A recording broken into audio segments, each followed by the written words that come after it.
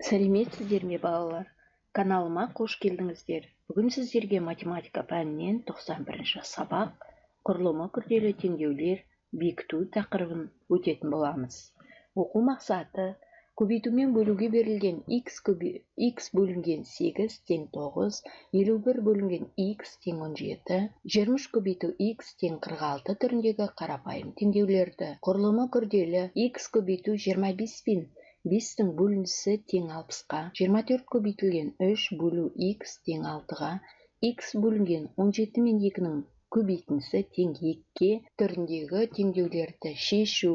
Сабақтың мақсаты: сен көбейтумен бөлуге берілген теңдеулерді шешетін боласың. Өткен материалдарды қайталайсың. Нейрогимнастикалық жаттығу: бас бармаққа қалған саусақтарды түйістіріп шығамыз.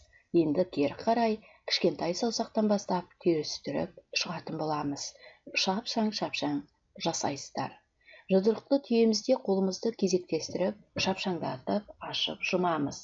2 қайтара жасайсыздар. Шеге жұдырықты түйеміз, балға қолымызды жаямыз. Бұны да 2 қайтара жасайтын боласыздар.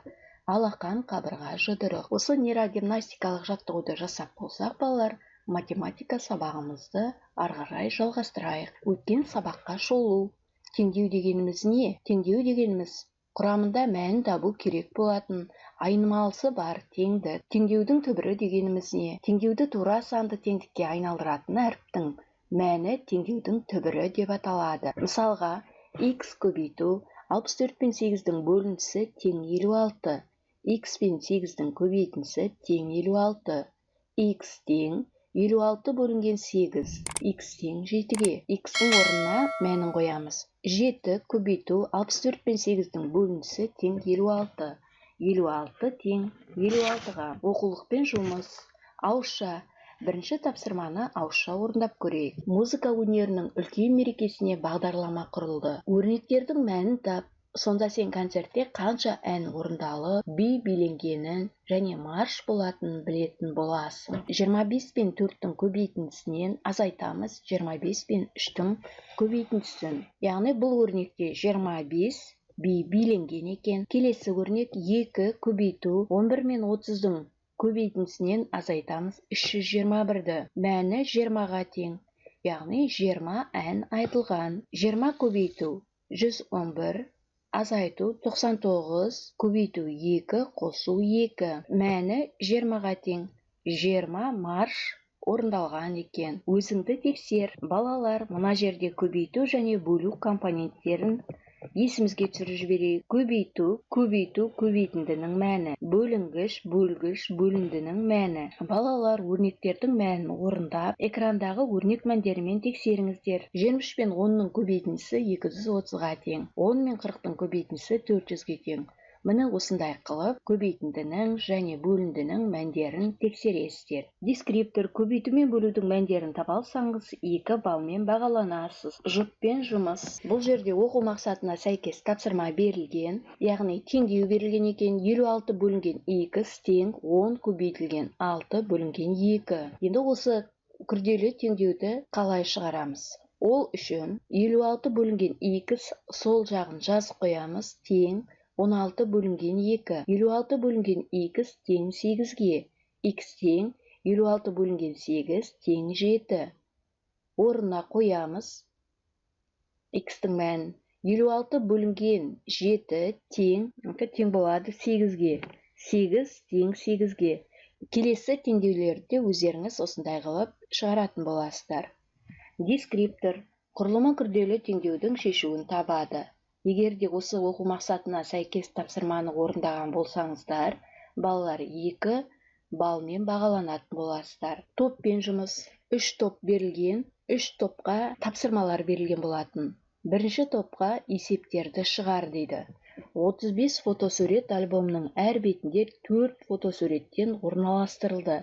Қанша фотосурет артық қалды? Яғни қалдықпен бөлуді орындаймыз. Екінші тапсырма: теңдеуді шешеміз. Үшінші тапсырма: қалдықпен бөлуге есеп құрастыр. Ол үшін өрнектердің сәйкес келетін таңдап ал дейді. Енді бірінші есеп бойынша фотосурет 35, Әр бетіне 4 фотосуреттен қалды қанша? 35-ті 4-ке бөлеміз, 8, 3 қалды. Тексереміз. 8-ді 4-ке көбейтеміз, 32, қалған 3-ті қосамыз, 35. Жауабы 3 фотосурет артық қалған екен. Теңдеуді шешеміз.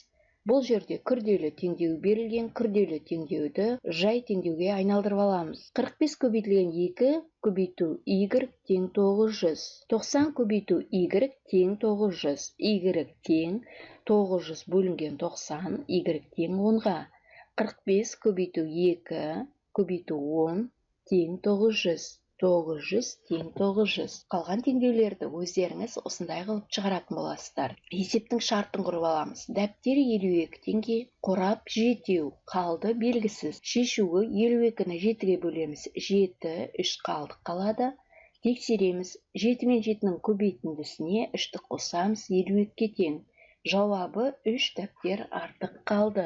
Енді әр топ дескриптор арқылы бағаланады. Яғни бірінші топта есептің шартын құрады, шешуін табады, жауабын жазады. 3 балмен бағаланады. Екінші топ теңдеуді шешеді. Яғни теңдеуді дұрыс шешсеңіздер, сіздер де 3 балмен бағаланасыздар. Үшінші топ өрнекке сәйкес есеп құрастырады. Егер өрнекке сәйкес есепті нақты дәл құрастырған болсаңыздар, 3 балмен бағаланасыздар. Жеке жұмыс. Бұл жерде есепті теңдеудің көмегімен шығарды. Қорда 127 қатысушы бар. Бірнеше қатысушыға костюм тігілгеннен кейін тігілмеген 42 костюм қалды. Неше костюм тігілді деген. Есептің шартын құрамыз. Барлығы 127 қатысушы, тігілді x белгісіз, яғни қалды 42 костюм. Шешуі 127-ден азайтамыз. X-ті тең 42-ке. X тең 127 азайтылған 42 тең 85-ке. 27 алу 85 тең 42-ке. 42 тең 42-ке. Жауабы 85 костюм тігілді. Есептің шартын құрады, шешуін табады, жауабын жазады. Теңдеу арқылы шығарып отырық. Бір орам матадан 14 метр қиып алғаннан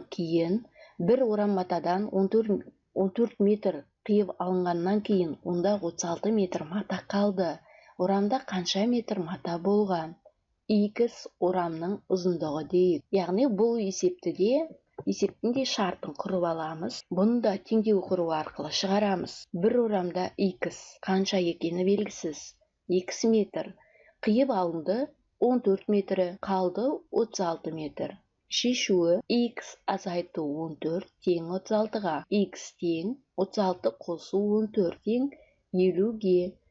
50 азайту 14 тең 36-ға. 36 тең 36. Жауабы орамда 50 метр мата болған. Есептің шартын құрады, шешуін табады, жауабын жазады. 3 балмен бағаланасыздар. Саралау тапсырмалары. А деңгейі. Қай теңдеулердің түбірі бірдей болады? X көбейту 9 тең 81. А көбейту 3 тең болады 27. С азайту 48 тең болады 56. Бірінші және екінші теңдеулердің түбірі бірдей болады. Ол үшін X-тің мәнін табамыз. 81-ді бөлеміз 9-ға тең 9. 9 көбейту 9 тең 81-ге. Келесі А көбейтілген 3 тең болады 27. 27-ні 3-ке бөлеміз, 9-дан келеді. 9 көбейту 3 тең 27. Сонда бірінші және екінші теңдеудің түбірі бірдей болады екен. В деңгейі. Шешіп, жауаптарын сәйкестендір.